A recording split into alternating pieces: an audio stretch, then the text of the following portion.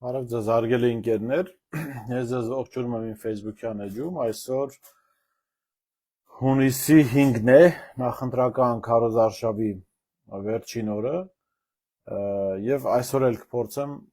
ամփոփել ձեզ հետ միասին օրվա գլխավոր թեմաները եւ ինչպես նաեւ այս ամբողջ քարոզարշավը ամփոփենք միասին, հասկանալու համար ինչ հանգրվանի հասանք, նախ ասեմ, որ այսօրվա հետ կապված երկու պատմություն կա, իհարկե գլխավոր թեման այն է, որ այս պահին փորձում են ուժեղ Հայաստանին զրկել ընտրություններին մասնակցելու հնարավորությունից, նման որոշում կայացնելու պարագայում կարող են տարբեր զարգացումներ լինել, ԿՀ-ն այս պահին քննարկումը ԿՀ-ում ընթանում է, այնպես որ դեռ հստակ չի ինչ որոշում կկայացնեն, բայց ես ձեզ ասեմ, որ Նիկոլ Փաշինյանը վտանգավոր դուռ է նման որոշման բացելու, որովհետև լի հնարավորություն է տալու հավաքական ընդդիմությանը գնալ կտրուկ ճանապարհով։ Իհարկե, այստեղ գլխավոր դերակատարումը ուժեղ Հայաստանինն է, իրենք պետք է ասեն, թե ինչ գործողությունների են պատրաստ իշխանությունների այս կամ այն որոշման դեպքում, այնպես որ այս մասով սպասենք իրադարձությունների զարգացմանը, ակնհայտ է, որ անթույլատրելի այս վարքագիծը իշխանությունների կողմից եւ հիշեցնենք, որ այս նման որոշման գալու կամ նման որոշման նախապատրաստելու գլխավոր թեզերից մեկը նաեւ այն էր, որ Ռուսաստանի Դաշնությունից մեր հայրենակիցները գալիս են Հայաստան ընտրությունների մասնակցելու, ինչը լրիվ սահմանադրական իրենց իրավունքն է, որևէ օրենքի խախտում չկա այստեղ, եւ թե Ռուսաստանի Դաշնությունից, թե եվրոպական երկրներից, թե Վրաստանից, չգիտեմ, թե արաբական երկրներից, թե Ուկրաինայից Հայաստանի քաղաքացի հանդիսացող մեր հայրենակիցները կարող են գալ եւ մասնակցել ընտրություններին։ Այսինքն այստեղ որևէ ապօրինություն չկա։ Չգիտեմ, եթե Նիկոլ Փաշինյանը կողմից կքվեարկեին, ասենք, Ֆրանսիայի մեր հայրենակիցները, դե թող գան քվեարկեն այստեղ, ինչ խնդիր կա։ Ակնհայտ է սրանք, որ միայն պատրվակներ են, որ օգտագործվում են իշխանությունների կողմից, ընդ որում պատրվակներ են, որոնք հորինվում են ավելի շատ, որովհետև օրինակ չկա ճշտում, թե նախորդ ընտրություններին Ռուսաստանից ինչքան մարդ է եկել ընտրության, դրանից առաջ օրինակ 18 թվականին ինչքան մարդ է եկել ընտրության, եւ 18 թվականին ընտրության եկածները ինչ ազդեցություն են ունեցել այդ ընտրության վրա, այսինքն չկա կոնկրետ հիմնավորում, թե ինչու այս ընտրություններին Հայաստանի քաղաքացիները չեն կարող գալ ու քվեարկել իրենց ուզած ուժի օգտին։ Ընդ որում, այս ընթացքում ես տասնյակ դեպքեր եմ տեսել, երբ Ռուսաստանի Դաշնությունում բնակվող մեր հայրենակիցները գալով Հայաստան հայտարարել են, որ իրենք քվեարկելու են քաղաքացիական պայմանագրի օգտին, այսինքն այնպես չի, այսինքն իրականությանը չի համապատասխանում այն քարոզչական թեզը, որ ովքեր Ռուսաստանից գալիս են քվեարկելու են ընդդիմության օգտին։ Սա էլ ակնհայտ է, որ զուտ օգտագործվում է քարոզչական նպատակով։ Գանք քարոզարշավի վերջին օրին 29 օր քարոզարշավ է, նախ ասեմ, որ իրականության մեջ 29 օրը բավական ձանձրացնող է տեղեկատվական տեխնոլոգիաների այս դարում, երբ մի օրում կամ մի ժամում Հայաստանի այս ծայրից այն ծայրը կամ Հայաստանից մինչև աշխարհի այն ծայրը կարելի է տեղեկանալ հնարավոր բոլոր իրադարձություններին, որոնք տեղի են ունենում հենց այդ պահին կամ դրանից առաջ կամ դրանից հետո, երբ պետք է տեղի ունենան։ Դասական քարոզարշավի իմաստով բավական դժվար օրեր էին, բայց ասեմ Հայաստան Դաշնքի իմաստով բավական հաջող քարոզարշավային ընթացք էր։ Սկզբում ինչ-որ դանդաղ ընթացք կար, սկզբում տպավորություն էր, թե Նիկոլ Փաշինյանն է կարողանում միայն օրակարգ թելադրել, հետո Հայաստան Դաշինքը բավական ակտիվացավ եւ հաջող սկսեց նաեւ քարոզչական օրակարգ թելադրել, նախագահ Քոչարյանի գլխավորությամբ իհարկե, եւ մենք մի պահ հասանք նրան, որ ընդհանուր քաղաքական դաշտի ֆոնին, որ նայում էր, Ռոբերտ Քոչարյանը առանձնանում էր որպես քաղաքական առաջնորդ, հիմա էլ է առանձնանում եւ այս իմաստով կարծում Հայաստան Դաշնքի դիրքերը բավական ամրացան, որովհետև մարդիկ տեսան հոգեկան խնդիրներ ունեցող Նիկոլ Փաշինյան, տեսան մի շարք 10 տեխնացուից ավել գուցե անլուրջ, զրոյական վարկանիշ եւ լրջություն ունեցող տեխնացուների, տեսան նաեւ լուրջ այլ տեխնացուների, որոնց մասով կա փորձառության պակաս եւ քանի որ ժողովուրդը մեկ անգամ գնացել է փորձարկման ճանապարհով, հասկացել է, որ դա լավ տեղ չի տանում, շատերը այսպես փորձարկումային տրամաբանությունից փորձել են դուրս գալ եւ այդ իմաստով եղած տեխնացուներից Ռոբերտ Քոչյանը միակն էր, որ ունի հաջողության պատմություն, ունի վստահելի հեղինակություն եւ Քոչյանի խոսքը վստահության արժանի է։ Քանի որ փորձված է, գուցե ուրիշ տեխնացուներ էլ իրենց խոսքը պահեն, վստահելի լինեն, բայց փորձառության իմաստով, ասա որ փորձված է այդ խոսքը։ Հիմա փորձված կա ընտրապայքարին երկու գործիչ մասնակցող Նիկոլ Փաշինյան, որ կատարյալ ստախոս սրիկայի մեկն է, եւ բոլորը դրա մասին գիտե, եւ կա Ռոբերտ Քոչյան, որ խոսքի տերն է իր իշխանության տարիներին ապահովել է անվտանգություն, զարգացում եւ ես գլոբալ իմաստով իրենց քարոզչական թեզերում էլ ԿՊ-ի չեմ գտնում մի դրվագ, որտեղ կարողանան փաստերով ապացուցել, որ Ռոբերտ Քոչյանը այսինչ բանը ասել է եւ դա իրականությանը չի համապատասխանում կամ հակառակն է արել։ Սա Հայաստան դաշինք եւ քարոզարշավ իմաստով կարծում բավական հաջող էր եւ միջև անցնել է մյուս թեմային, պիտի առաջարկեմ անպայման գնալ ընտրությունների եւ իհարկե անպայման քվեարկել համար 17-ի օգտին, այս նշանը դուք թիվը տեսնում եք, որպես հուշում եմ դրել այդտեղ, համար 17-ի օգտին եւ ընդհանրապես պիտի մի մթնոլորտ ստեղծվի, որ Նիկոլ Փաշինյանը քաղաքացիների ակտիվ մասնակցությամբ դժվարությունների եւ անհնարինության հանդիպի ընտրակեղծիքների մասին մտածելիս։ Դա շատ կարևոր հանգամանք է։ Գնացեք ընտրությունների եւ անպայման իմ եթե կարծիքը լսեք, քվեարկեք Հայաստան դաշինքի օգտին։ Հիմա գանք երկրորդ թեմային, մինչեւ երկրորդ թեմային գալը ես հիշեցնեմ ժողովուրդ, որ վաղը լռության օր է, վաղը մենք հնարավորություն չենք ունենալու հրապարակային ելույթներ ունենալ, ուստի եւ այսօրվան էլ այդ վաղվան էլ շատ չի մնացել, ընդամենը 53 րոպե է մնացել։ Խնդրում եմ ձեր էջերում կիսվեք այս ուղի եթերով, որպեսզի վաղը օրենքի խախտման առիթ չլինի, քարոզչական ելույթներ չեն լինելու, նման զրույցներ չենք ունենալու վաղը եւ մյուս օր ընտրության օրը, այնպես որ օգտվեք այս 53 րոպեից, որ ունենք, որ օրենքը թույլ է տալիս եւ անպայման կիսեք ձեր էջերում այս ուղի եթերը, այն խնդրանքն է ձեզ։ Ուրեմն հրապարակվել է Փաշինյանի մասին փաստաթղթեր, գոնե այդպես են կոչում, Արշակ Կարապետյանի մոտ տեսա, Փաշինյանի նախկին գլխավոր խորհրդականի, եւ տեսա Վարդան Հակոբյանի մոտ,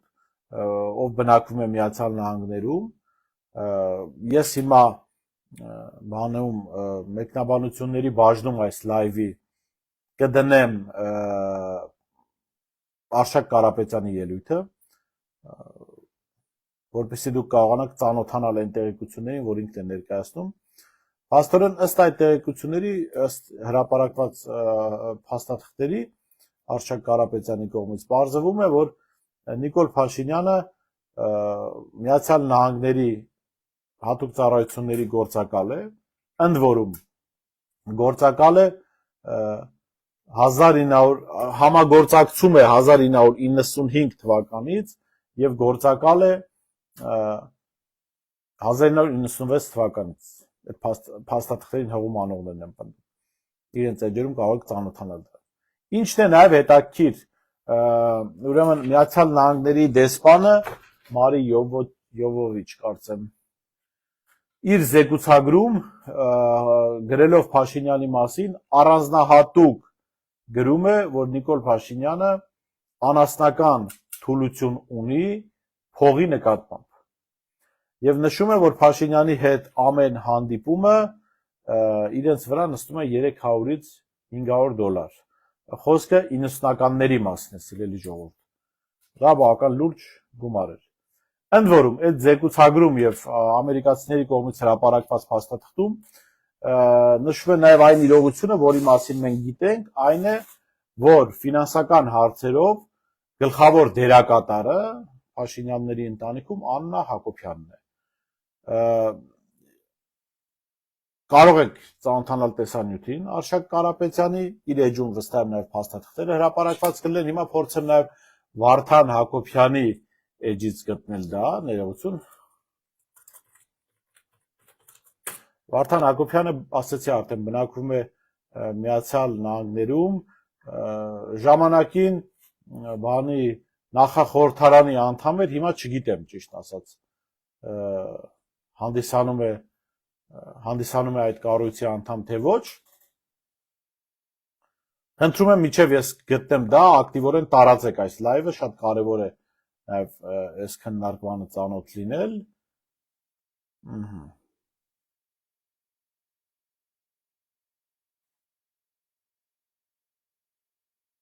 Հիմա գտա ես։ Հիմա ես կդնեմ նաև Վարդան Հակոբյանի ելույթը մեկնաբանությունների բաժնում, դուք կարող եք ծանոթանալ դրանց։ Եվ փաստորեն, այո, հաստատվում են մեր այն կասկածները, որ Նիկոլ Փաշինյանը փաստորեն գործակալ է։ Ու այստեղ նշվում է ՑՌՈ-ի գործակալ, ես չգիտեմ էլ ինչ։ Այդտեղ կարծեմ ամերիկյան հոդվածում գրված է, որ Փաշինյանը համագործակցում է համագործակցել է տարբեր հատուկ ծառայությունների հետ, այսինքն ՑՌՈ-ի հետ մենք չենք կարող բացառել, ասենք ՄԻԹ-ը, թուրքական հատուկ ծառայությունները, որի հետ կարող էր համագործակցել Նիկոլ Փաշինյանը։ Ծանոթացեք նաև Վարդան Հակոբյանի ելույթին, այնտեղ էլ հետաքրքիր դրվագներ կան, մեկնաբանություններ կան, այնպես որ կարծում եմ սա հավելյալ տեղեկատվություն է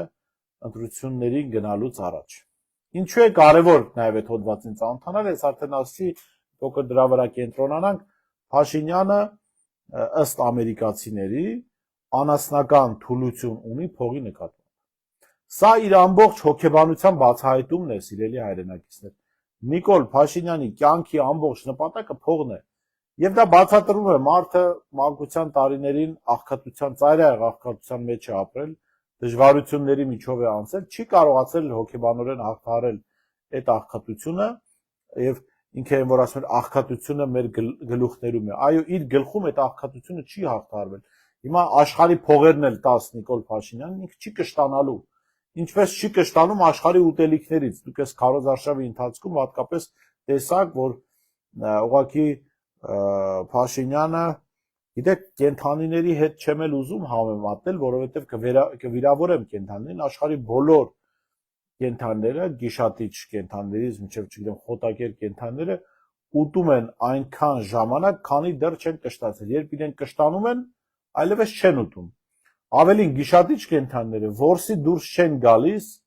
երբ ուտելու կարիք չունեն, այսինքն երբ իրենք սոված չեն, իրենք չեն սպանում այլ կենթանիների, չեն ուտում, չգիտեմ, չեն որս անում։ Այս քարոզարշավի ընթացքում մենք տեսանք Նիկոլ Փաշինյանի խայտառակ վիճակը, մարդը ուտում էր անկառավարելի ձևով, ուտում էր, ասենք, խաշլամայի վրայից մեղր, մեղրի վրայից, չգիտեմ, փախլավա, փախլավայի վրայից կաթ, կաթնային ինչ-որ արտադրանք։ Գիտեք, իհարկե կարելի է չկենտրոնանալ սրա վրա, բայց սա էլ հոգեբանորեն ցույց է տալիս այս մարդու էությունը, այն ամերիկացիների իրենց զեկուցագրում գրած, որ անասնական թուլություն ունի փողի նկատմամբ, ասում են ինքը անասնական թուլություն ունի նաև ուտելու նկատմամբ։ Ուտելու եւ փողի նկատմամբ որկրամոլ եւ որպես աստված մամոնային ունեցող մարդը չի կարող բարիք ստեղծել, ժողովուրդ, բոլոր կրոններում դա արձանագրված է, այսինքն գոնե աբրահամական կրոններում դա հստակորեն արձանագրված է։ Որկրամոլությունը մեղք է։ Այսինքն մարդը իր ֆիզիկական այդ ցանկությունները չի կարողանում կառավարել։ Փողասիրությունը, այդ փողապաշտությունը մեղք է։ Եվ Փաշինյան փաստորեն եւ որկրամոլ է, եւ փողապաշտ, բացի մնացած արատներից։ Սա էլ այնտեղ օրինակ Վարդան Հակոբյանը հետաքրքիր հարց է տալիս, թե ինչու են ամերիկացիները հիմա հրապարակում այդ փաստաթղթերը, ես չեմ կարող այդ հարցին պատասխանել ինչու են հիմա հրապարակում, բայց ակնհայտ է, որ ինչ որ պատճառ ունեն դա հրապարակելու։ Ուրեմն գանք նրան, որ ուժեղ Հայաստանին արգելում են մասնակցել ընտրություններին։ Սրա մասին խոսեցինք, դեռ փորձենք հասկանալ ինչ որ տեղեկություններ կան, թե ոչ։ Ուրեմն դատախազությունը դիմել է ԿԸՀ ուժեղ Հայաստանի գործով տեխնացուների գործով։ Ահա։ Հիմա եկեք տեսնենք։ Ինչ է ասվում այստեղ։ Դատախազությունը ԿԸՀ դիմումներ է ներկայացրել ուժեղ Հայաստան կուսակցության պատգամության մի շարք տեխնացուների նկատմամբ գրգործեր հարուցելու եւ ազատություն ձեռքելու համաձայնության տալու վերաբերյալ։ Դրանք են Վահե Թավաքալյանը, Հայկ Ավագյանը, Վահե Եղազարյանը, Սասուն Բադոյանը, Աշոտ Սահակյանը, Արթուր Աբրամյանը տեղեկանում են ԿԸՀ կայքից։ Հիշեցնենք ԿԸՀ-ն արտահայտist է անցկացնում ուժեղ Հայաստանին ընտրություններին մասնակցության գրանցում ուժի կորցրած ճանաչելու մասով։ Դեռ ընթանում են իստը։ Ես կուզեմ հարգելի ընկերներ նաև լսել ձեր կարծիքները մեկնաբանությունների բաժնում, կխնդրեմ գրեք, հիմա ես կփորձեմ նաև ընթերցել ձեր կարծիքները։ Ինչ եք կարծում, ինչ պետք է անի ընդդիմությունը, եթե ուժեղ Հայաստանին զրկում են ընտրություններին մասնակցելու հնարավորությունից, ինչ պիտի անի ուժեղ Հայաստանը եւ ինչ պետք է անեն մյուս ընդդիմադիր ուժերը։ Սա կարևոր հարցադրում է, որովհետև տեսեք, տարբեր կարծիքներ են հնչում, նկատենք, որ այս պահին այլևս հնարավոր չէ, այսինքն դուրս գալ ընտրական պայքարից այն իմաստով, որ քվեաթերթիկները մնալու են եւ եթե մարդիկ գնան ընտրության, այդ քվեաթերթիկները լինելու են, այսինքն հնարավոր չէ, ինչպես Տիգրան Ուրիխանյանի կուսակցությունը արեց, հայտարարեն, որ դուրս են գալիս ընտրապայքարից եւ իրենց համարը դուրս գա, իրենց քվեաթերթիկը դուրս գա ընտրապայքարից։ Այս խնդիրը կա, այսինքն այդ հնարավորությունը ընդդիմությունը այլևս չունի։ Եթե անգամ հայտարարեն, որ չեն մասնակցում ընտրություններին, միևնույնն է, հասարակության ինչ-որ զանգված քվեարկելու է եւ իրենք չեն կարողանալու իրենց քվեաթերթիկները հանել ընտրապայքարից։ Այնպես որ կուզեմ ձեր կարծիքը լսել այս իմաստով, ինչ որ իմաստով նաեւ հանրային տրամադրությունների ուսումնասիրություն կլինի, կխնդրեմ ակտիվ լինել, գրեք ձեր կարծիքը, ովքեր այս բանին լսում են, ինչ եք կարծում, ինչ պիտի անի ուժեղ Հայաստանը եւ ինչ պետք է անի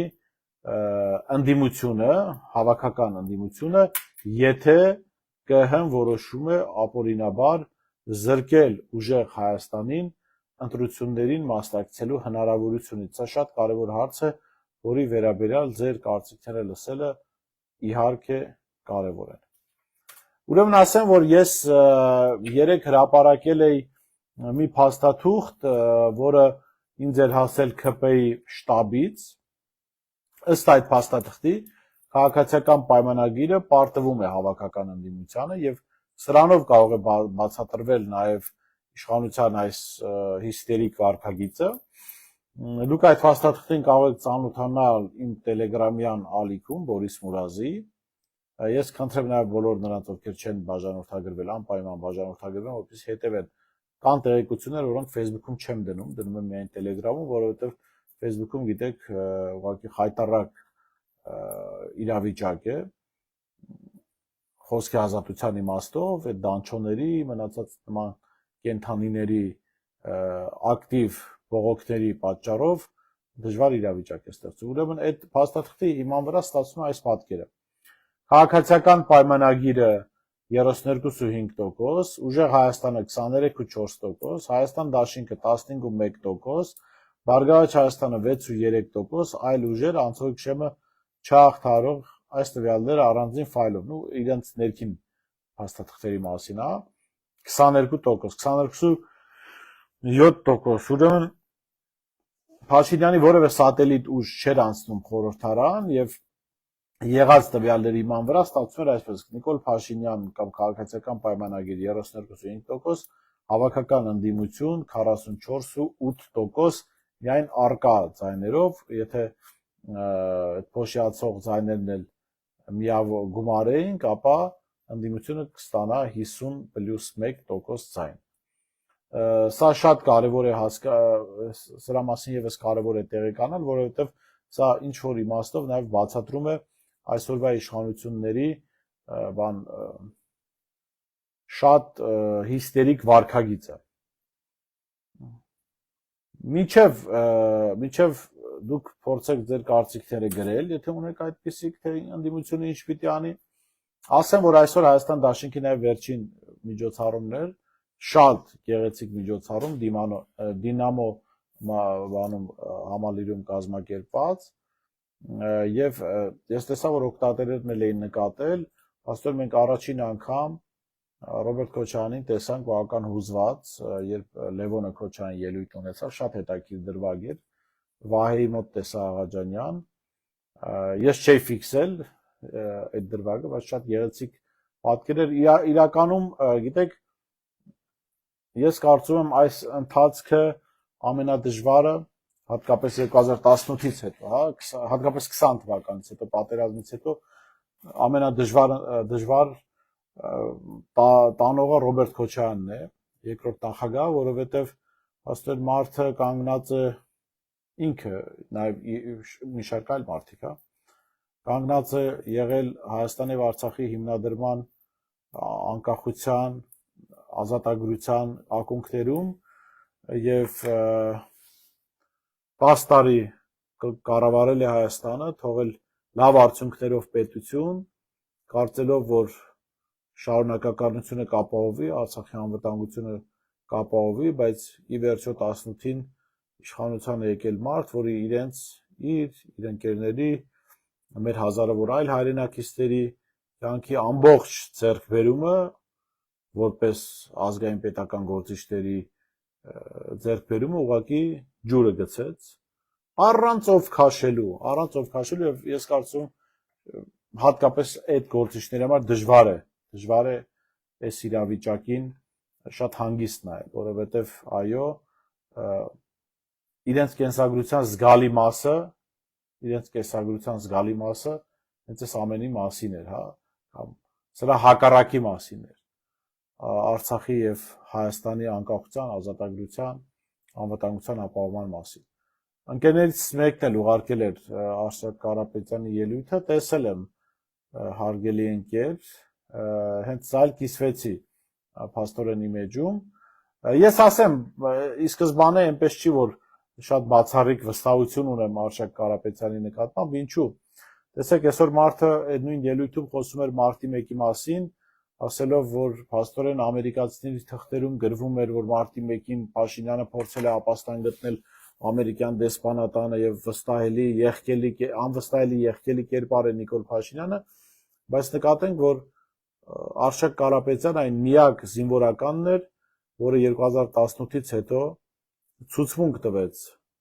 10 տարի իր գերագույն գլխավոր հրամանատարը եղած Ռոբերտ Քոչարյանի դեմ, եւ Ռոբերտ Քոչարյանը փաստորեն ապօրինի կալանավորվեց այդ թվում Արշակ Կարապետյանի ցուցմունքի հիման վրա մարտի 1-ի գործով։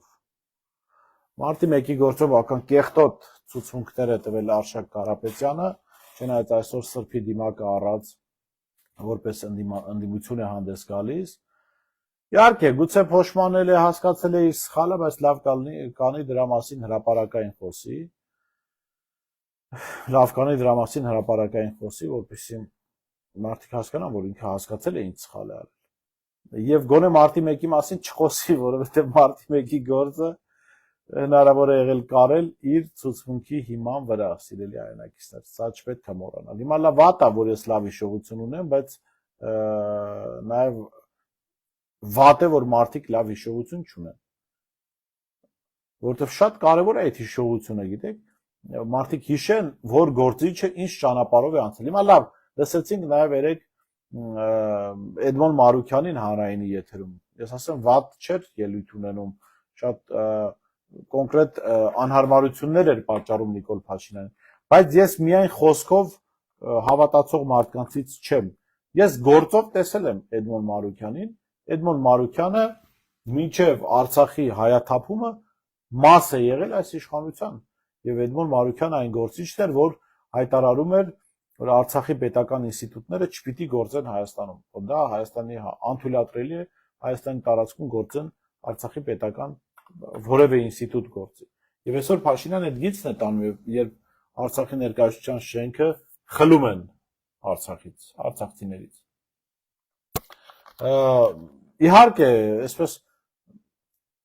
չեղած տեղը քյալամնելա միրգ տրամաբանության մեջ ավելի իհարկե ընտրեք Էդմոն Մարուքյանին, քան Նիկոլ Փաշինյան, որովհետև Նիկոլ Փաշինյանը կոնկրետ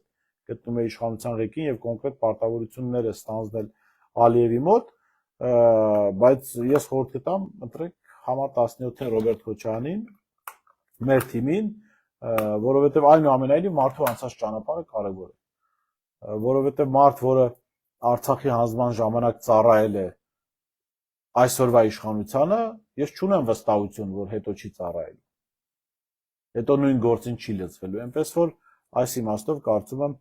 եւս կարևոր է հետևել, թե մարդիկ ինչպիսի քաղաքական ճանապարհ են անցել, շատ կարևոր է ժողովուրդ, որովհետև այդ անցյալը միայն անցյալ չի, անցյալը ապագայի մասին է, թե ինչպես է իրեն դրսևորելու մարդը, ասենք, երբ մենք նայում ենք, ասենք Ռոբերտ Քոչարյանի անցած ճանապարհին, մենք գիտենք ճգնաժամային պահերին ինքը հարվածը իր վրա վերցնելու է եւ սպասարկելու է պետության շահը։ Եվ այդ անցյալը շատ կարեւոր է հասկանալ ապագայում Ռոբերտ Քոչարյանը ինչպես է գործել։ Եվ մյուս գործիչների մասով էլ։ Հիմա նույնը Նիկոլ Փաշինյանի մասով, երբ որ տեսել եք մարդը դավաճանել է Հայաստանի շահերը, Արցախը սկզբում հայտարարում էր իր հայրենիք, ասում էր մեր ինքնությունն է, մեր առանց Արցախի չի կարող գոյություն ունենալ Հայաստանը, հետո հանգիստ առանց ով քաշելու Արցախը հանձնեց, ասեց Արցախը թոք էր Հայաստանի վզին։ Ով ասեց, որ այս մարդը չի ասելու, ասենք մի տարի հետո, որ Սյունիքը թոք էր Հայաստանի վզին։ Ես վստահ եմ, որևէ խնդիր չի ունենալու դա ասելու, այսինքն դրա համար մարդու անցած ճանապարհը շատ կարևոր է։ Շատ կարևոր է։ Ինչու են ցանկացած ընկերություն, որը աշխատակից է ընդունում, ասում են CV գրիր, տեսնենք ինչ ճանապարհ ես անցել։ Հետո նաև այն ընկերություններում, որտեղ մարդը նախկինում աշխատել է, այդտեղից երաշխավորագրեր են ուզում, կարծիք են ուզում, որ հասկանան, այս ինչ ձևի աշխատողը,